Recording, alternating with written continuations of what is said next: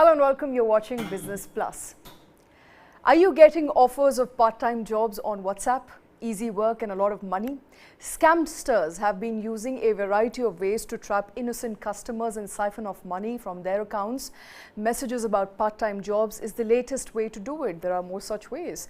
Now, such is the expansion of these fraudulent schemes that Zerodha co-founder Nitin Kamath took to Twitter to explain a scam.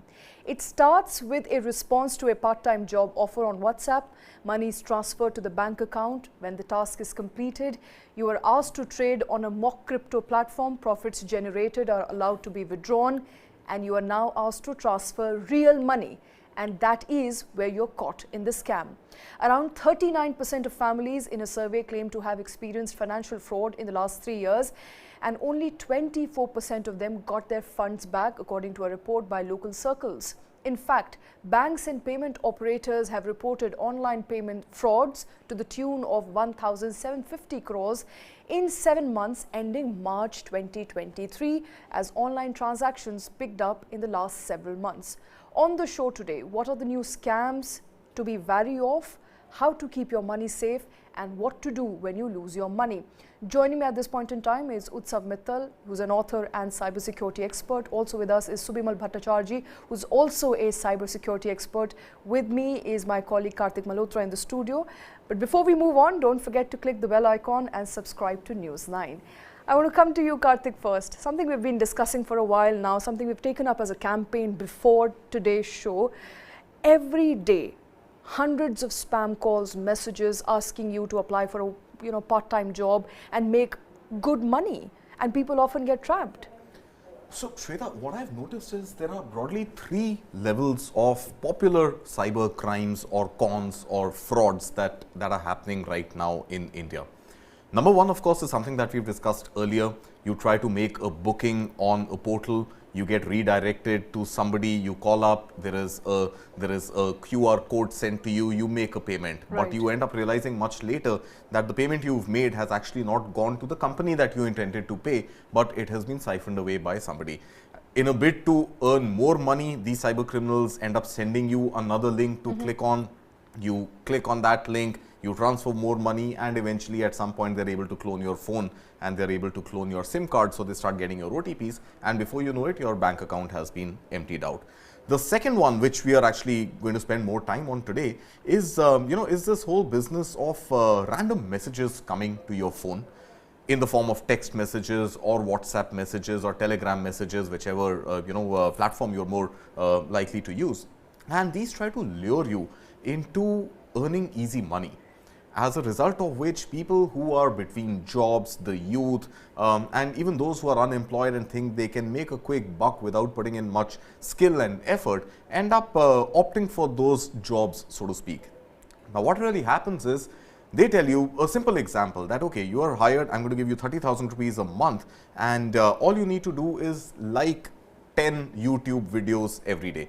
So we'll send you YouTube video links, you open those links, hit the like button, and every time you hit the like button, we verify and we pay you, let's say 30 rupees, 50 rupees, 100 rupees for each time you hit the like button. Now what happens is people start getting into this trap. You click on those 10 like buttons and you're paid, let's say, at the rate of 50 rupees per like, you end up getting 500 rupees. So day 1, you've made 500 rupees. Day 2, they up your target and they say, okay, click 20 videos, you make 1,000 bucks. It keeps progressing, and what the con artists are doing in this interim is they are trying to build your trust. And once they think that they have become trustworthy in your eyes, they tell you, hey, why don't you join our Telegram group? And there are thousands of other people, freelancers like you, who are making even more money by investing in many other schemes that we have. And come on board on that Telegram group. There are thousands of people there, and you will make even more money than you're making. Right. So you join that Telegram group, and you continue doing these like, and one day randomly somebody will say, hey, you clicked on the wrong video's link, and that was supposed to be, my target, or that's not the video you're supposed to like.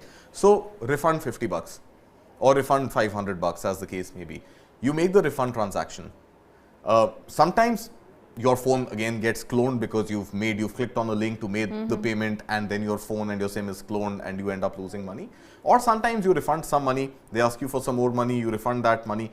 Then they tell you, hey, whatever you have lost, you can invest that in one of our schemes where you end up making 3 times, 4 times the money that you've spent. So you pay, let's say, a small amount, $1,000, $2,000. The next day, it gets doubled, tripled, gets credited back. So now they start building your trust on this Ponzi investment scheme. And one day you get greedy, you say, okay, here, 1 lakh rupees transferred, and you never hear back from them. So that's the second con job, which is not popular, but sort of relevant right now. And the third one, of course, is something that we've covered on News9 Plus fairly extensively, which is called sextortion. On WhatsApp, you'll get a random video call.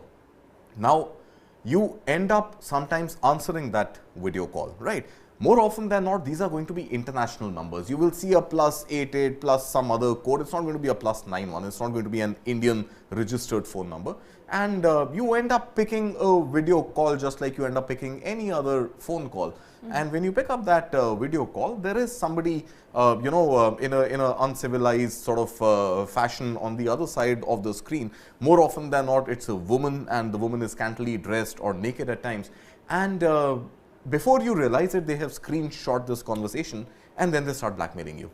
And by virtue of you joining that call, they have been able to somehow get access to your phone. They end up getting access to your personal information, your contact list, your photographs, all of that. And that is when the real harassment starts, and that is when the real extortion happens. And our colleague Jilani, in fact, on News9 Plus had worked on that story.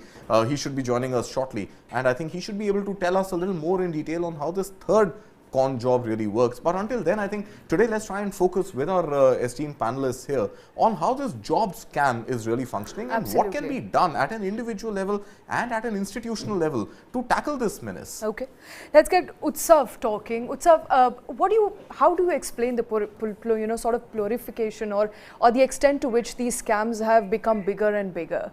There is an expansive set of these scams reaching out to every possible person out there. As a journalist, I end up getting 2 to 3 calls every day. Who's giving my number? How's this happening? How do they operate? So hi, thank you. So basically, I would like to focus on not just on the scams, but on the complete modus operandi. Right. We have been, seeing different types of scam, job scam, sextortion scam, OTP scam. A lot of scams are there, and I've been seeing them for the past 15 years now. And I think long time we predicted that this is going to happen, and now it has started happening.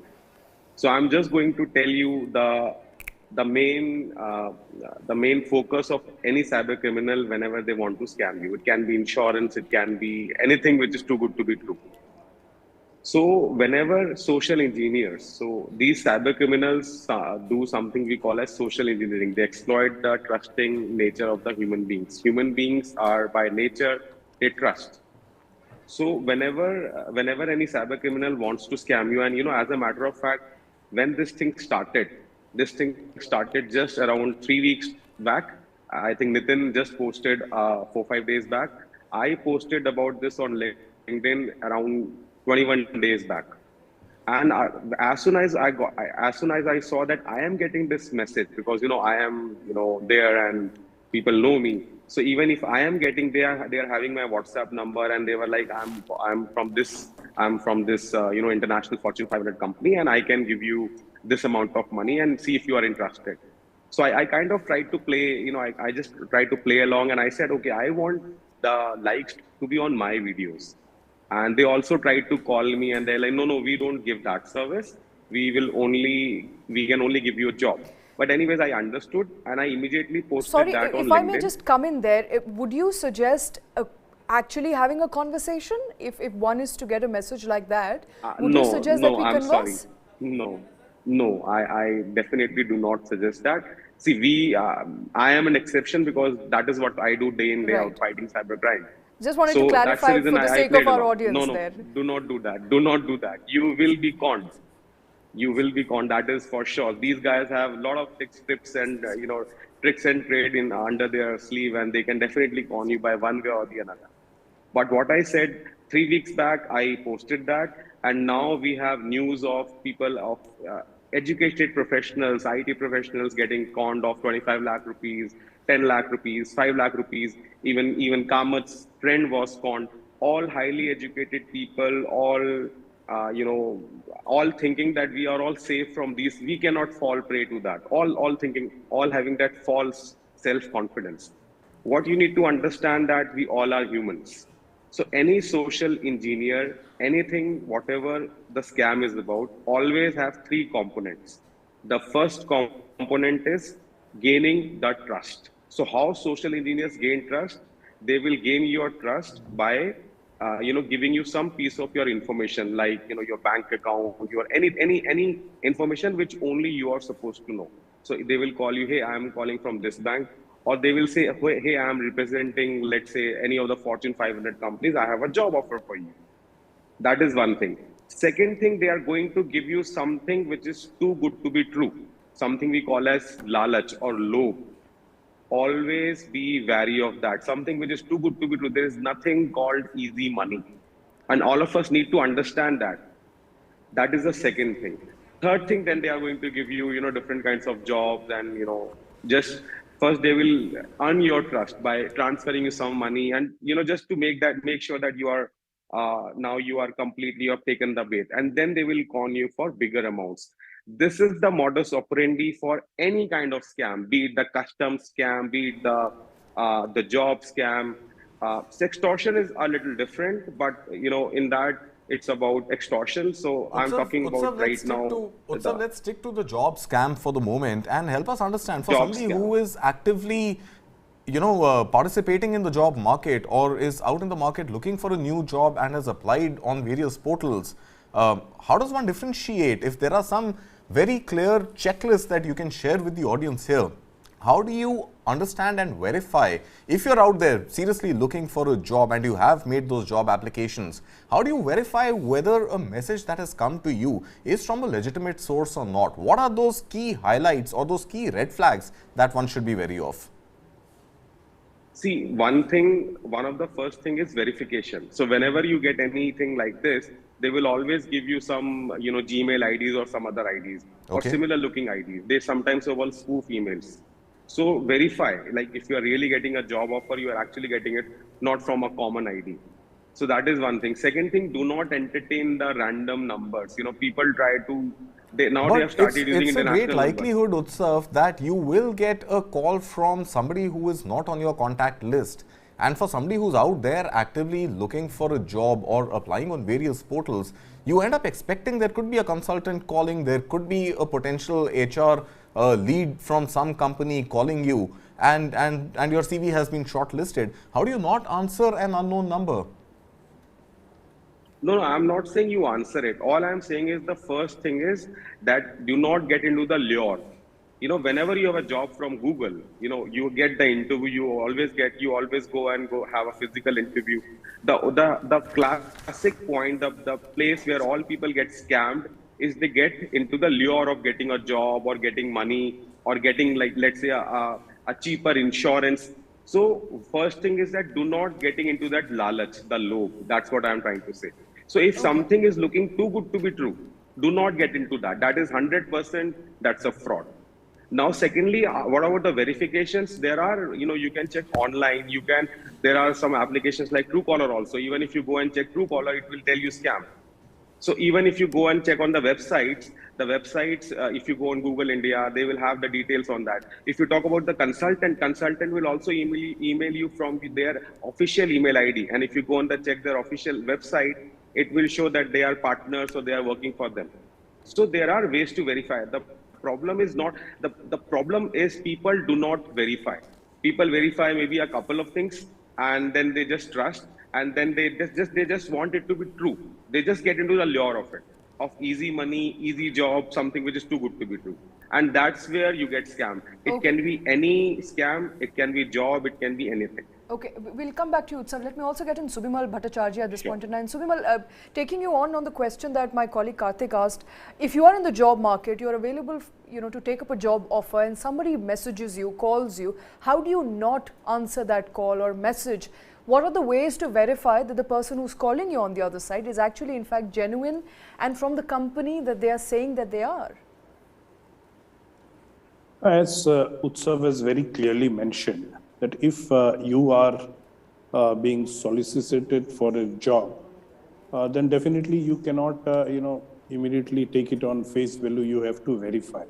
Now, how do you verify? If you have got a number, there are ways and means now to check if that number particularly belongs to a particular, company or a consultant or whatever. But by and large, such kind of calls, cold calls coming and offering you jobs by credible organizations is very, very rare.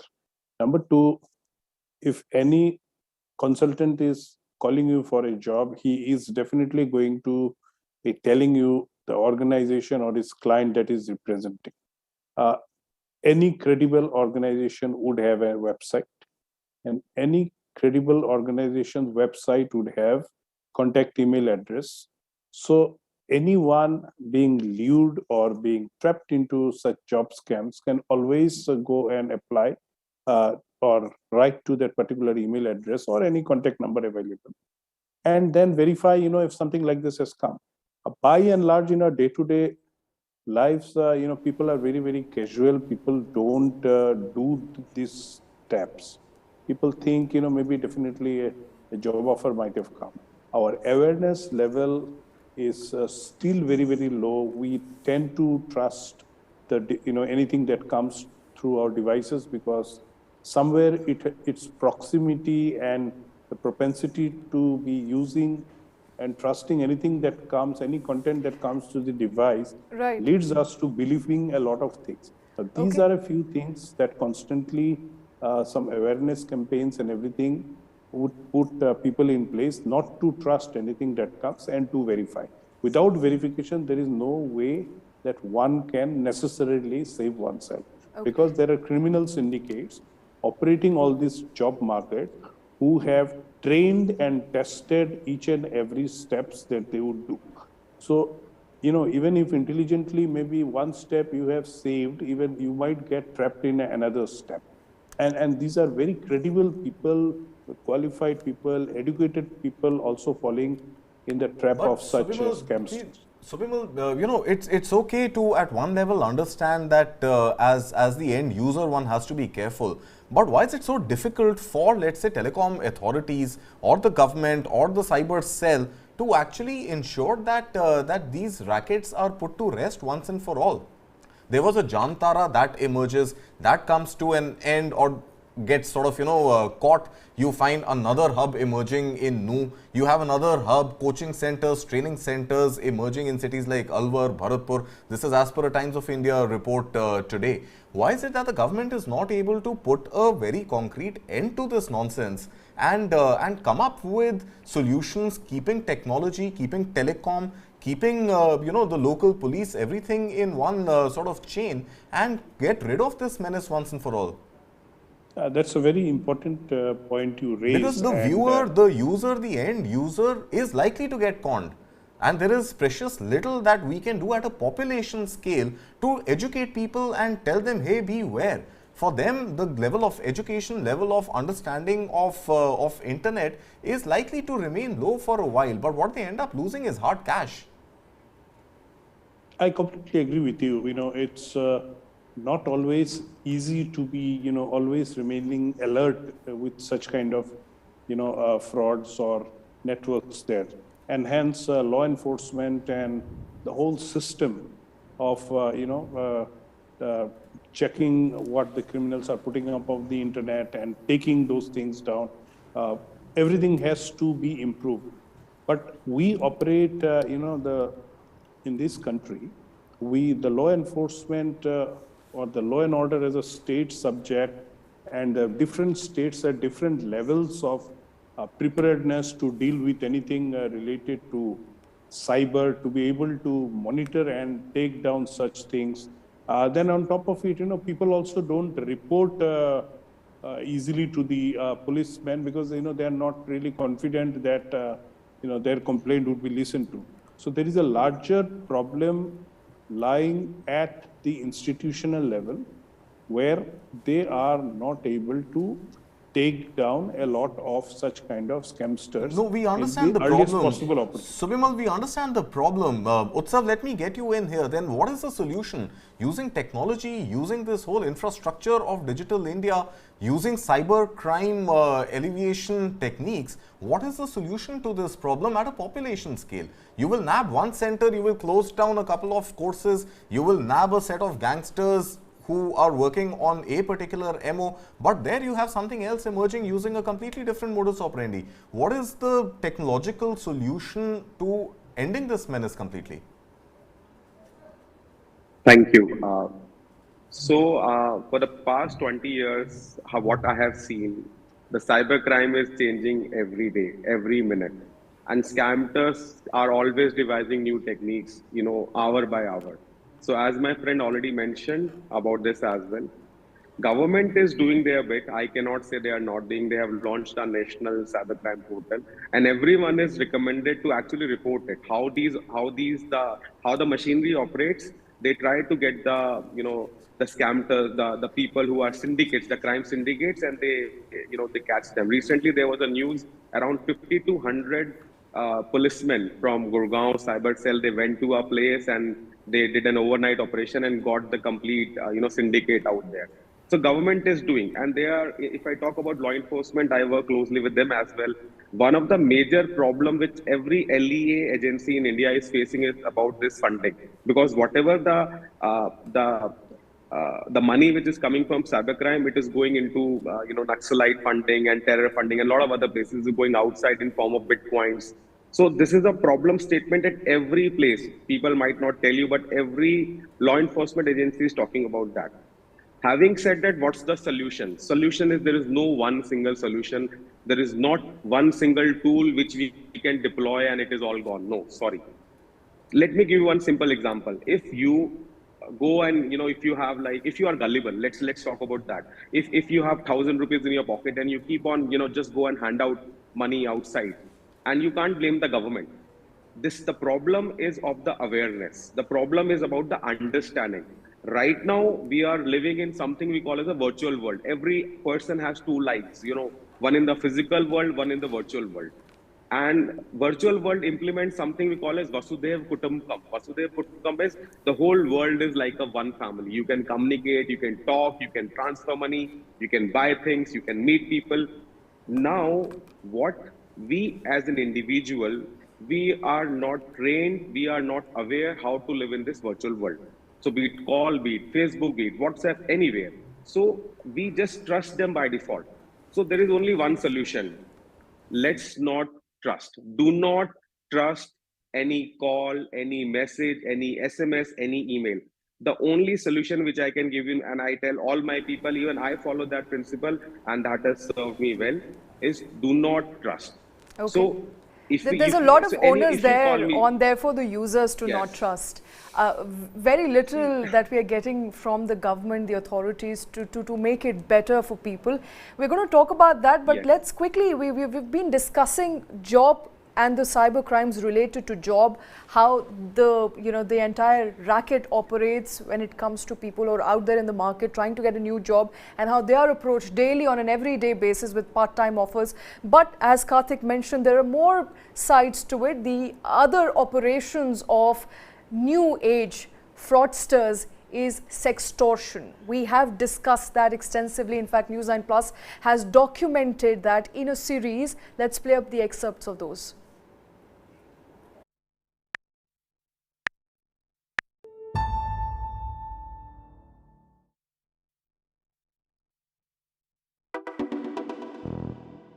Hello baby, can we talk on a video call? रात में एक message hi का message आया, मैं accept किया, hi hello हुआ, और जैसे मैंने ऑन किया तो उसके वीडियो पर न्यूड वीडियो आया और मैं घबरा के, अगर ये वीडियो, ये चाहे संदेश अगर सोशल मीडिया में जाती है, कहीं भी जाती है, तो मुझे सुसाइड करना ही पड़ेगा।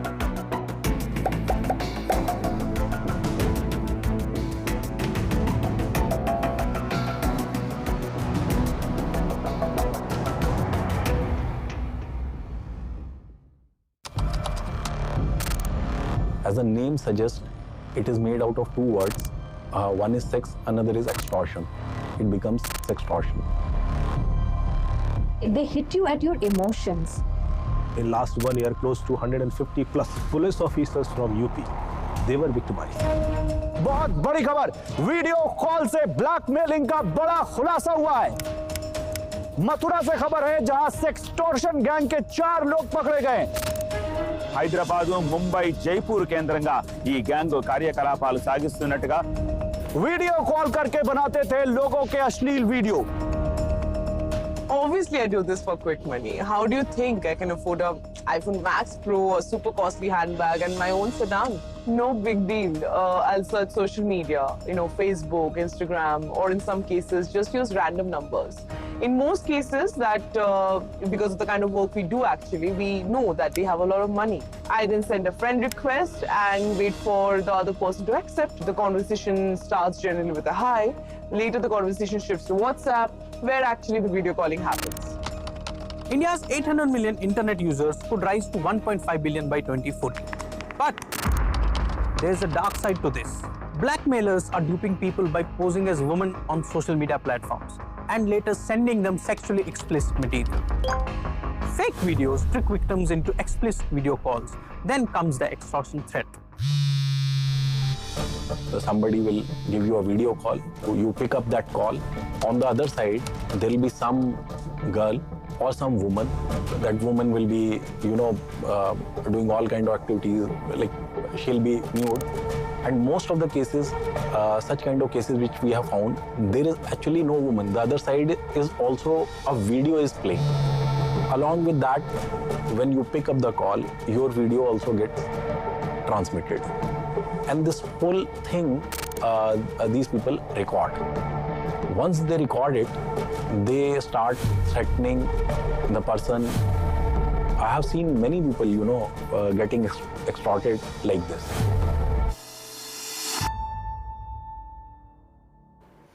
All right, my colleague Gulam Julani, who produced that documentary, joining us here in the studio. Gulam, appreciate you taking time out. What was your discovery through this, documentary? How many people, or any raw numbers there as to how many people are actually trapped? How frequent have these calls become, and what is the MO? I mean, we heard it there, but in your assessment, you went on the ground, you spoke to these people. How do they operate? So basically, see, this is also one of the cyber frauds that happens. Internet is almost free in India.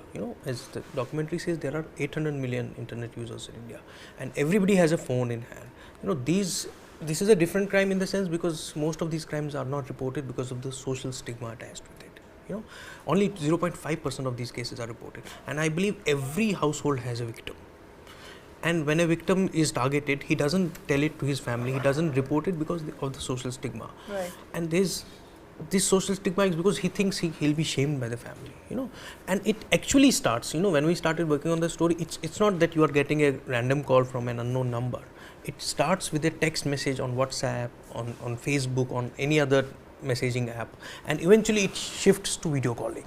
So first you befriend with the victim. So earn the trust. Yeah, he earns, like somebody else was saying in the debate, he or she earns the trust, that then he or she calls you. And as the cop was saying, at times it's not even a person who is calling you, it's a man posing as a woman, or maybe there's a video playing on the other mobile on the other side of the phone. So these are cases where it's very tempting. There was a cop who we interviewed. He said he got a message on WhatsApp, then he built the trust, then that person called him next day and they did a video chat for a while, and suddenly it's a brief video chat. The moment you realize that somebody on the other side is untrust, is sexually explicit, so you cut the call, you hang up, but the damage is done. Yeah, the damage is done. And then comes this extortion message. Right. And the problem is that it doesn't end there. The messages come again and again. First you end up giving 200 rupees, then you give 1,000 rupees. It goes on and on. And eventually we have cases of suicides also. In Pune there were 2 suicides 2 months ago. Okay. And even that, the victims are not just common people. Even cops are targeted. Amit Gupta said 140 cops from UP police were targeting just last year. All this started happening at a very high scale in pandemic. Right, but and we never get to know. And we never get to know because they're hardly reported. There's again there's a there's a angle to it, because sextortion crimes are covered in the larger cyber fraud crime. There's no separate category for sextortion. Either they, these cyber crimes are either financial frauds or defamation frauds, or they are sextortion fraud. So there's no separate category. So we don't get to know how many frauds are there. But as they say, as the cop was saying, or the cyber experts say, almost every household has a victim, and most of the victims don't come out and lodge a complaint. Okay. Utsav, I think an important takeaway for me from this discussion is that, as opposed to how frauds were happening earlier, they were quick, short duration frauds. Somebody would come, take your money, defraud you of your money in a matter of a day or 24 hours. These frauds are longer in period. They are well planned. Somebody sends an innocuous text and then builds their trust with you, and then finally a week later, 2 weeks later, they defraud you. So there is an entire process here that's at play. So there are so that's a very important point that you mentioned. The reason I said do not trust, the reason I said that, because currently we have well-funded cybercrime syndicates in operation. There are actual playbooks, like you have marketing playbooks, there are social engineering playbooks. And there is something we call farming. Social engineers or these scammers, they farm people. They are actually, they have a farm. So they farm them, and then they extract money out of them. After 6 months, this farm is sold to another group. Now they will again farm them. And because I see a lot of cases, so there was a victim around 9 months back. So now this was the MO was completely same for a sextortion. 37-year-old male having 2 kids, happily married, everything. And because of social anxiety, social issues, he didn't report, but somehow he knew me and he came to me. I actually got him into the cybercrime station, and he didn't submit an official complaint even then. But when the person called, there was a policeman who talked to him. And after that, the call stopped. Otherwise, he was saying that I will put it on Facebook, I will put you behind bars. The girl has committed suicide, whom you were talking to. And he was like, I have not even talked to her. It was like just a couple of minutes of call, and it somehow happened, and I just cut the call. But this was so embarrassing and so stressful for him. He had to take help. He had to take mental help. I knew his father, so his father came to me. So suicide is very well a possibility. Social stigma is extreme possibility.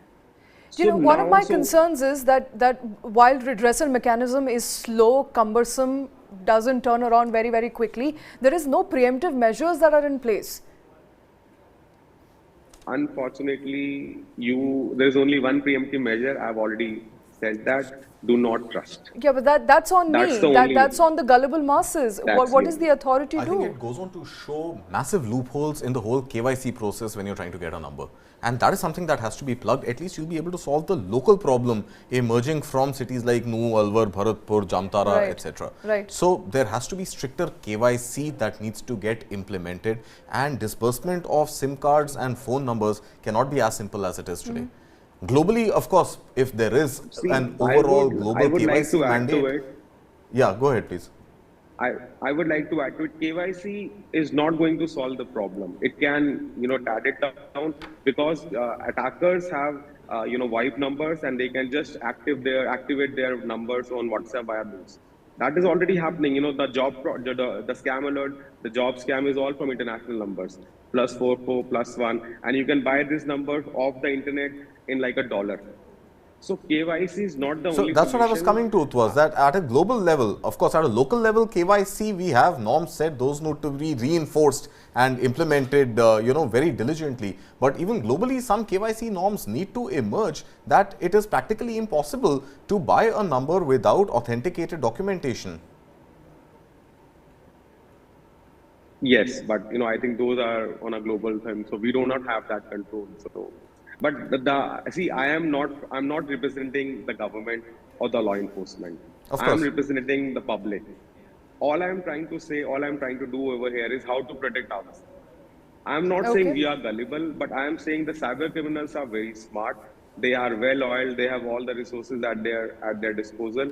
So if you just get into their into their net, then it becomes very hard even for someone who is into information technology, who is very educated. They also get scammed because they add you to a WhatsApp group or on a Telegram group, and the Telegram group has people who are actually a group of people who are trying to scam him, and then they invest their money and they lose the money.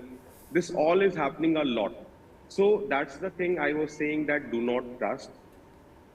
Second thing, what I definitely want to say is about the awareness, that we talk about different kinds of techniques that the attackers use to attack, or different kinds of scam that keeps on happening.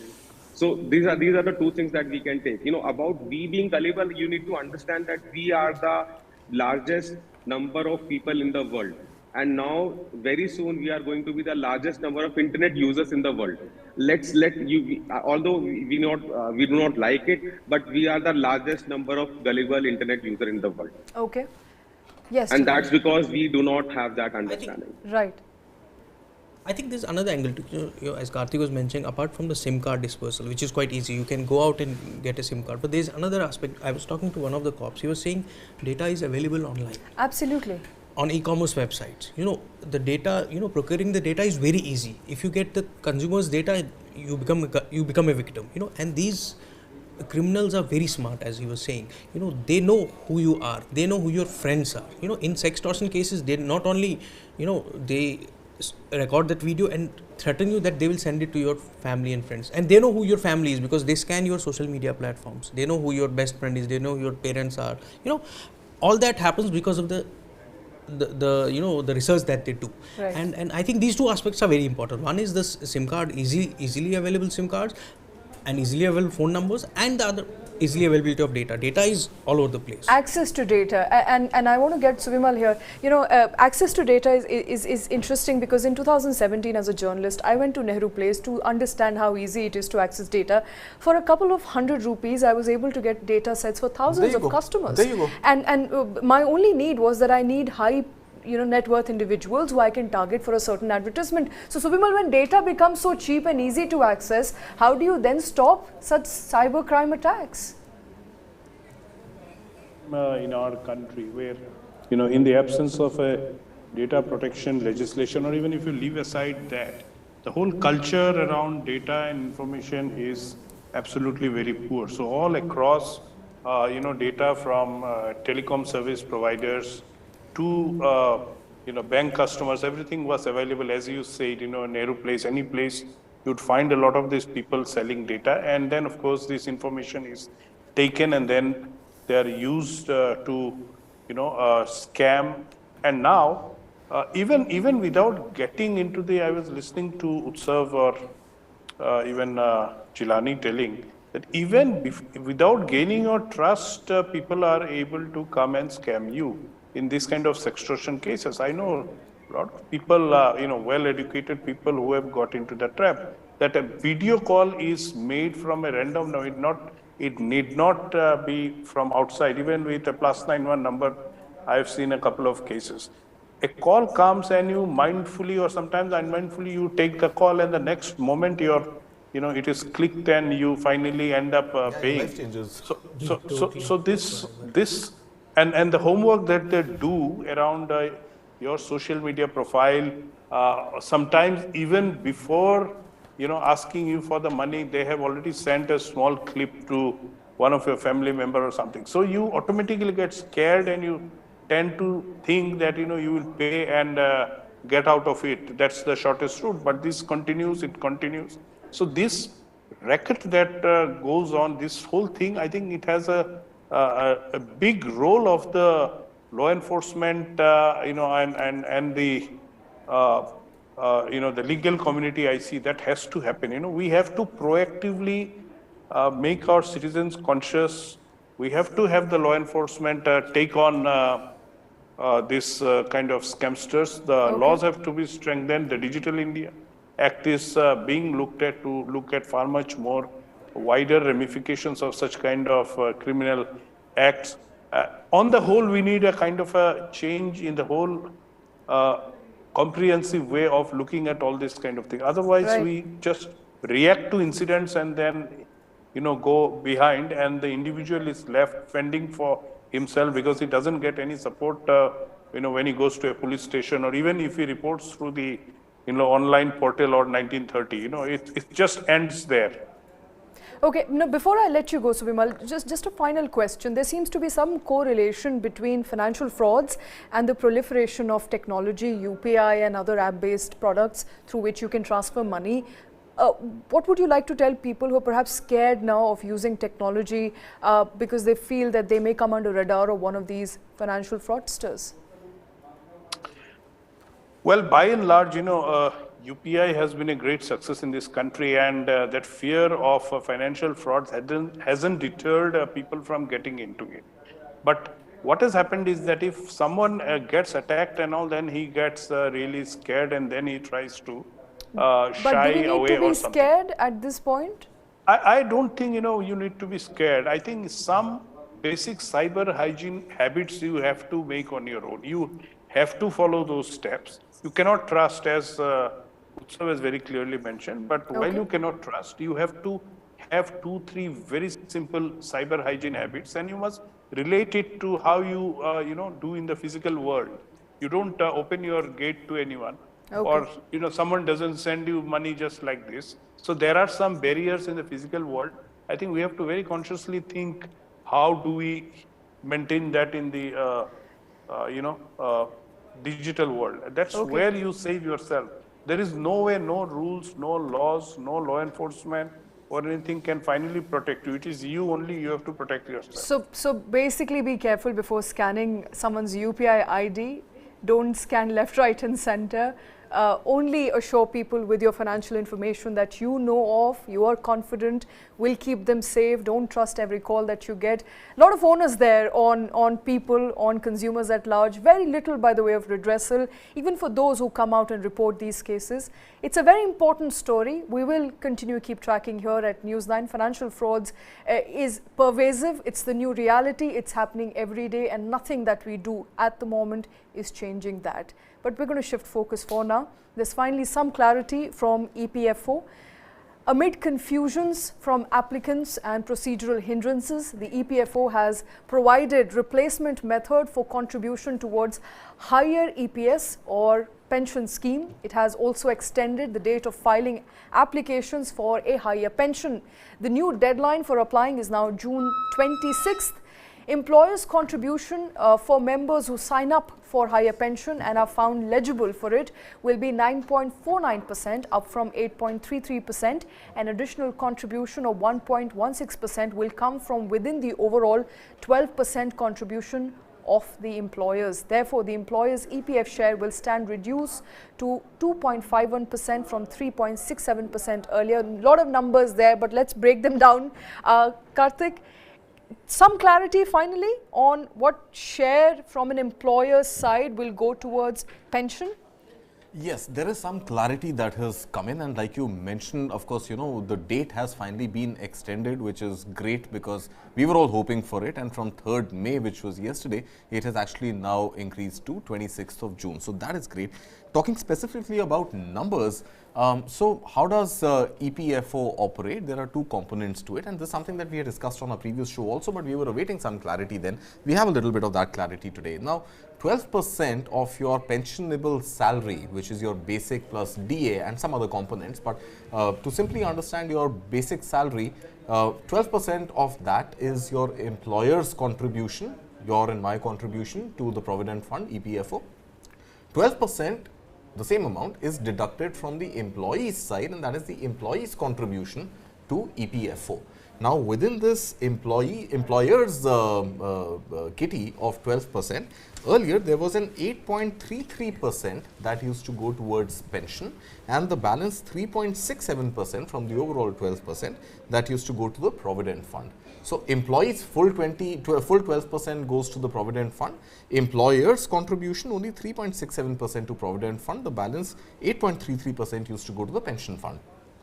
Now that has been increased. If you opt for the higher pension scheme, you can go another 1.16%, taking the total to about 9.49%. So from the employer's kitty, 9.49% of your basic salary, if you opt for the higher pension scheme, will get added to your pension account. Now, the point here is that all this will be done retrospectively if you were in service on the 1st of September 2014, that being the cutoff date. It is now done retrospectively from the 1st of September 2014. Okay. Now, this balance 1.16% has to come into your pension fund from somewhere. Where does it come from? It comes from your existing provident fund account. So, it is housed within the EPFO, but this balance or this sort of surplus that now needs to go with account of this 1.16% will be deducted from your provident fund account and transferred to your pension account. Okay. This of course happens for those who opt for the higher pension scheme, but the change there also is that up until now in the existing pension scheme there was a cap of 15,000 rupees of basic salary. If you opt for the higher pension scheme, then the average of the last 60 months or 5 years of your basic salary at the time of retiring, at the time of retirement, becomes your total sort of your average weighted average basic salary, pensionable salary, and there's a formula to it also, which is into 35, that's the maximum cap divided by 70. The logic is that you should after retirement be able to get at least 50% of your basic salary. Okay. Right. So now this, with this 9.49% and now with the cap of 15,000 gone and your actual average of the last 5 years of your basic salary coming into play, the amount that gets transferred into your pension fund is likely to be fairly huge, and that becomes the deflation of your retirement fund of your pension fund. Okay. Before we come to the formulas, I want to bring you in, Suyash. Assuming I earned 1 lakh rupees for the 5 years up to my retirement, and given the current formula and the clarity that we have, what sort of pension would I be earning? How would you calculate my employer's contribution towards EPS? So earlier, as Karthik mentioned, there was a cap for the EPS component. So at 15,000 the cap and 8.33% of it, so the maximum amount of contribution that could go to EPS was 1250. Now it will go from your actual basic plus DA. So as you were saying, if your salary is 1 lakh rupees, now at 9.49% you will be contributing 9,490 rupees to EPS. Okay. Whereas the contribution for EPF will come down from 3.67 to 2.51 and will be about 1200 rupees. Okay. So the contribution towards PF will therefore reduced substantially there. Employer's contribution reduces by 1.16%. Employees remains the same. Is that a cause of concern? I mean, for somebody who's retiring, perhaps wants more corpus in hand at the time of retirement as opposed to having it till the time of your death. Is that a cause of concern for that person? Should that person then be opting for higher pension? So I have spoken to some chartered accountants and friends in the personal finance field, and what I have been made to understand, and disclaimer there, I am not a certified financial planner or a chartered accountant, but what I have been made to understand is that if you are closer to your retirement and if you've been able to calculate using the formulas that Suyash was just referring to, and if you are retiring, let's say at the age of 58 and you're already in your mid to late 50s, it might actually be a good idea, given the overall longevity that people enjoy today, it might be a good idea to opt for the higher pension scheme, because your corpus over time, the provident fund corpus over time, is subject to inflation and is subject to reduction in actual real value, right, and future value. Whereas the pension amount that you get on a month-on-month basis is likely to sustain you going forward. Whereas if you happen to be somebody younger, not likely to retire soon, then the advice being rolled out right now, again a disclaimer, this is not something that I am stating, this is something that I have heard, is that you continue building your PF corpus right now, and closer to retirement, take a call if you want to switch to the higher pension scheme or not. Okay. To add to that, what Karthik was saying, actually I am very interested in this scheme, and since I joined the workforce in 2018, I am not eligible for it. Yes, so the scheme itself is directed towards, the longer you have worked, the longer your tenure. That's right. Because after 10 years you are eligible for EPS. After 20 years they give you a grace period of 2 years more. That's right. So if you have served 33 years in service, you get almost 50% of your salary. Of your basic salary. Of your now, basic unfortunately, salary. basic salary is also a small component Very of little, corporate as- salaries, right? In the But private that sector. compared to 6,500 which you were Of course, getting of earlier, course, which of is a course. big component, Agreed. and you get it for your life, then your widow gets it, 50% Then your children of it, get then your it. children get and, it. and let's talk about that. Who are the beneficiaries? It's not just you, Suyash, right? Yes, yes, in yes. case of your death, I suppose 50% your wife or your spouse? 50% goes to the spouse till their death, and after their death, if the child is minor up to the age of 25, they get 25% each for 2 children. So Okay. 25%, 25%. Okay. So for people like Suyash, Karthik, who do not have access to higher pension at this point in time, it would have made more sense for government to keep it open for anybody who wants to opt in? So I think every couple of years the government is going to increase this threshold, which is presently at 1st September 2014. I think every few years there So is what's going the to be need a of new. the threshold, if I may ask you? I don't know honestly, and you know, and there is still a lot of clarity which is awaited, and especially also on what formula, what interest rate the pension fund is going to enjoy. I've been made to understand it is going to be the same as the provident fund, but yeah, I think a lot more details are pending, and since this sort of got notified just yesterday, I'm sure chartered accountants and certified personal finance experts are, rushing into their Excel sheets Right. and trying to figure out what they should eventually suggest to people. But to their customers. yeah, but I think one clarity which has come is that yes, this 1.16% additional retrospectively applicable from 1st September 2014 for those who are likely to retire anytime soon. Disclaimer standing by in any case, those likely to retire soon may be in a better position to avail for it. So Karthik, EPFO also said that if there is a shortfall between, the earlier it was capped to 1250, now let's say at an income of 1 lakh, I am making 9,490, I am contributing to EPS. The shortfall, now I have to pay it upfront and with interest. So where is that shortfall? Do I have to pay it out of my pocket? No, I think it goes from your existing provident fund account, which All has right. accumulated already.